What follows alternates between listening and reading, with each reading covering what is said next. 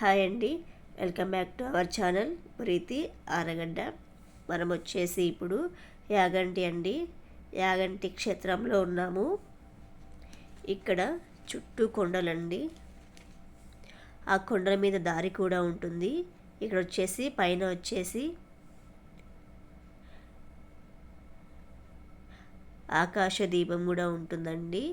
మనం ఒకవేళ ఆకాశ దీపం వెలిగించాలి కార్తీక మాసంలో అనుకుంటే మనము ఇంత టికెట్ అని ఉంటుంది, ఆ టికెట్ చెల్లించి మనము అక్కడ అనేది రోడ్డు ఉంటుంది, ఆ మార్గము తీసుకెళ్ళి ఆకాశ దీపాన్ని అనేది మన చేతులతో వెలిగిస్తారండి.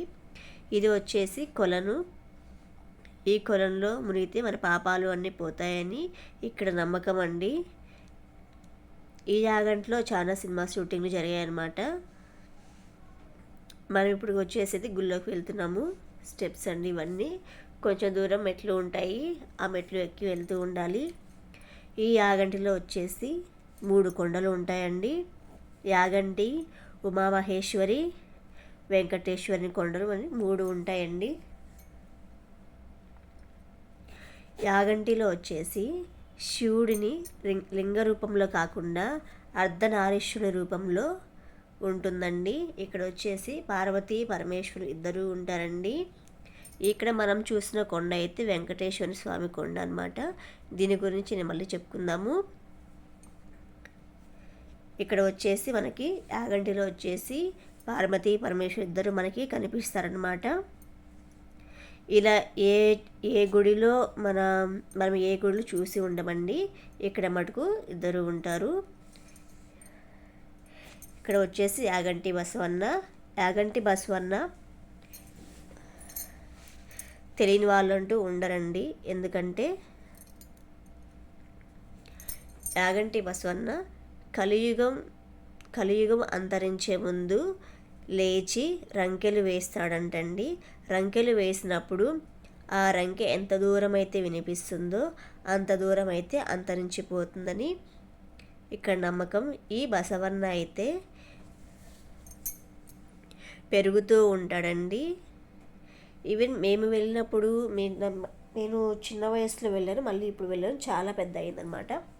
అప్పుడు ఫస్ట్లో వెళ్ళినప్పుడు చుట్టూ ప్రదర్శనలు చేసేవాళ్ళం. ఇప్పుడైతే ప్రదర్శనలు చేయలేక అది మొత్తం పెద్దగా అయిందనమాట. నందీశ్వరుడికి శివుడు ఇచ్చిన వరం చెవులో చెప్పుకుంటే కోరికలు తీరుతాయని ఇక్కడైతే అందరు చెవులో చెప్పుకుంటూ ఉన్నారనమాట. మన ఆంధ్రప్రదేశ్లో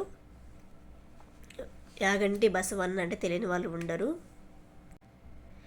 మనం నిజంగా చూస్తున్న యాగంటి బసవన్న ఈయనేనండి. ఈ పుణ్యక్షేత్రంలో యాగంటి క్షేత్రంలో ఈ బసవన్న హైలైట్ అనమాట. ఈ బసవన్నే కలియుగం అంతరించిపోయే ముందు రంకెలు వేస్తాడండి.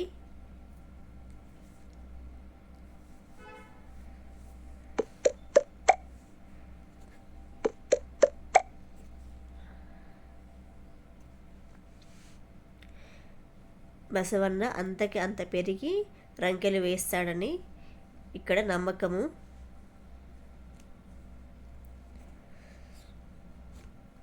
ఇక్కడ వచ్చేసి మనకి పరమేశ్వరుడు ఉమామహేశ్వరి రూపంలో మనకి దర్శనమిస్తాడండి. నెక్స్ట్ వచ్చేసి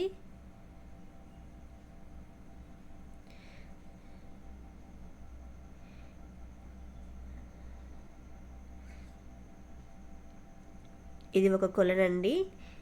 ఈ కొలంలో అయితే అందరూ 1 రూపీ కాయిన్స్ అలా చిల్లర వేసి వెళ్తూ ఉన్నారు. ఇక్కడ వచ్చేసి ఇది చిన్న కొలను అనమాట.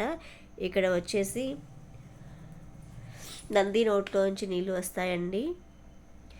ఇప్పుడు మనం వెళ్ళినదైతే కింద మనం చూస్తుంది ఉమామహేశ్వరిని చూసి పైకి వచ్చామండి. పైన అయితే పూర్వం అగస్త్యముని మహామణి మొదట ఈ ఆలయంలో శ్రీ వెంకటేశ్వరిని ప్రతిష్ఠించాలని తయారు చేశారండి విగ్రహాన్ని.